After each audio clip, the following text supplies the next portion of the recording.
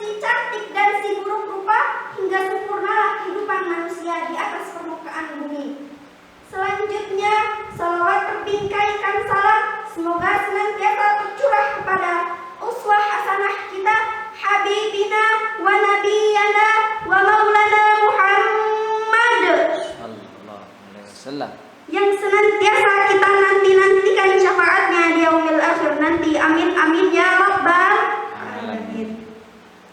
Hadirin ma'asyiral muslimin rahimakumullah. Berdirinya saya di sini akan menyampaikan sebuah tausiah yang insya Allah akan saya beri judul Keutamaan Membaca dan Menghafal Al-Quran. Hadirin, Al-Quran adalah wahyu yang telah diturunkan oleh Allah kepada Nabi Muhammad SAW sebagai petunjuk, penerang, pedoman, sekaligus menjadi mukjizat kebenaran risalah Rasulullah SAW. Allah Subhanahu wa Ta'ala memerintahkan kita untuk membaca Al-Quran secara terus-menerus, sebagaimana firman-Nya di dalam Al-Quran surah Al-Kahfi ayat 27 yang berbunyi, A'udzu billahi minasyaitonir rajim. Bismillahirrahmanirrahim.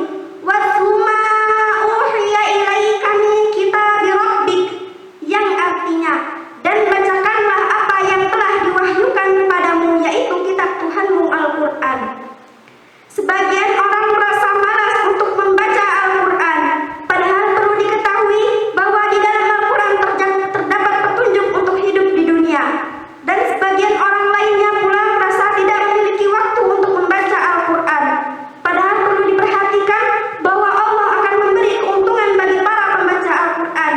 Di antaranya, yang pertama, satu huruf yang kita baca diganjar oleh Allah dengan satu kebaikan dan dilipat gandakan menjadi 10 kebaikan. Hanya dengan membaca kalimat basmalah saja sudah mencapai lebih dari 100 kebaikan. Yang kedua, akan menjadi penghapus dosa bagi para pembacanya. Oleh karena itu, kita harus membaca Al-Quran secara terus-menerus agar Allah mengampuni dosa-dosa kita. Yang ketiga, akan menjadi pemberi syafaat pada hari kiamat kelak. Abu Umamah Al-Bahili radhiyallahu anhu pernah berkata, aku pernah mendengar Rasulullah SAW bersabda, bacalah Al-Quran karena sesungguhnya ia akan datang pada hari kiamat sebagai pemberi syafaat bagi para pembacanya. Hadis riwayat Muslim. Dan masih banyak lagi keuntungan yang Allah beri bagi para pembaca Al-Quran.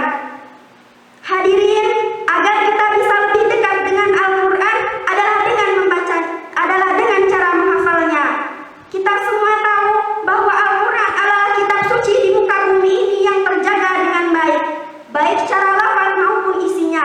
Hal ini merupakan janji Allah bahwa Allah akan menjaga Al-Quran sampai hari kiamat. Salah satu penjagaan Allah bagi Al-Quran adalah dengan memuliakan bagi para penghafalnya. Dan ada beberapa keuntungan bagi para penghafal Al-Quran.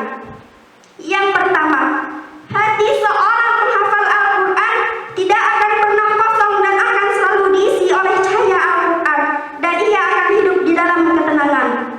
Yang kedua, akan memakai mahkota karomah pada hari kiamat kelak. Rasulullah SAW bersabda, pada hari kiamat kelak, orang yang penghafal Al-Quran akan datang dan Al-Quran akan meminta, wahai